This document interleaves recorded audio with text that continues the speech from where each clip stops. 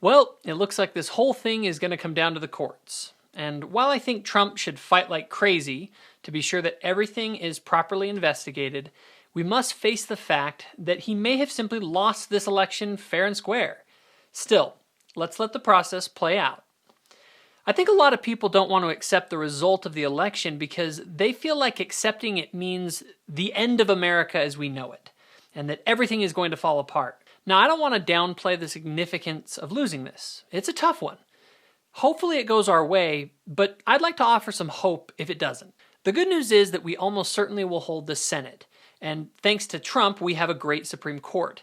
Biden is not going to be able to take your guns. He's not going to be able to pack the courts. And to be honest, we can expect a lot of gridlock in the next 4 years if we do hold the Senate.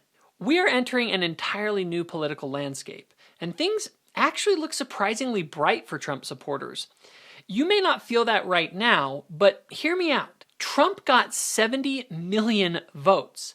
To put that in perspective, John McCain only got 59 million votes. That is more votes than any Republican has ever got, and it's the second highest vote total for a president in American history. Trump also created the America First movement, and he unified the Republican Party under that banner. All we have to do now is hold together under that banner, and we will win.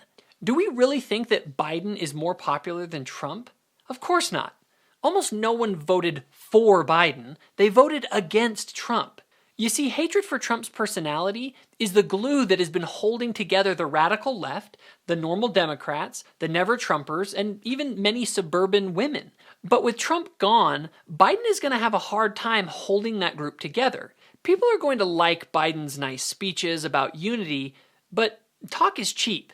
When it comes time to govern, people are still going to be divided, and the radicals won't be giving up any ground. You see, nothing is going to change, and the radical left will become crazier and crazier, and Americans will be completely turned off as Biden panders to the BLM, Antifa Marxists, and the radical policies like the Green New Deal. One thing Trump did was he exposed the media to be a fraud, and as the media goes on attempting to prop up Biden's failures, it will only further make people realize that Trump was right. And as long as there are 70 million patriots that are holding together as part of the America First movement in our determination to defeat the left, then we're going to win big in 2022, 2024, and maybe even beyond that. At the current moment, the danger to Trump supporters actually is not the left, but the America First movement coming apart. We need people to realize that the America First movement is bigger than Trump. Some people may feel that without Trump, the movement is over. But is our love for America and our willingness to fight for it only as deep as Donald Trump? I don't think so. What we're going to need in the next 4 years in the Republican Party is for leaders to rise up that respect Trump's movement, his policies, his vision for a pro-worker, pro-family, pro-America coalition of diverse people who love this country. The left does not love the fundamentals of the United States of America. We do. That can unite us. We need to show Trump supporters that his legacy lives on, and while we may have issues with his Twitter, we love what he did and want to continue that work. We also need to fight like crazy to ensure that the McCains and the Bush people don't ever get back into power with their loser policies and loser vision.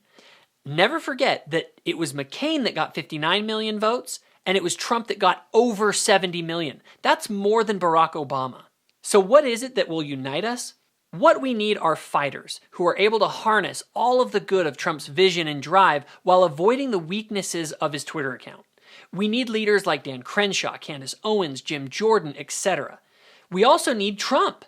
We need him to rally his supporters to the movement even if he is not the one running for office. I personally am very concerned that Trump and a lot of his supporters may be so angry about losing this election that they will turn entirely against the entire system, including Republicans, and thus they will hurt the very movement that he started. I'm also worried about Republicans running away from Trump because they feel he's toxic because he lost, and then they're going to alienate his supporters and cause the new people that he pulled into our political coalition to once again go politically inactive. We are at a critical junction. Trump's behavior and the behavior of Republicans generally in the next 3 to 6 months is going to be huge, as it will set the tone for the continuation or the destruction of the movement that Trump started. The Democrats are not going to solve this country's problems. Americans are going to realize this, and all we have to do is hold together, stop the infighting, and unite around our common cause against the left and our shared love for the founding principles of this country. That is an alternative that Americans will get behind. The stakes are extremely high in the next 4 years. We need to hold the line. We need to stick together and make America great again. Keep your heads up. We can do this. Hey, if you enjoyed this video, give it a like and hit the subscribe button. Thanks for watching.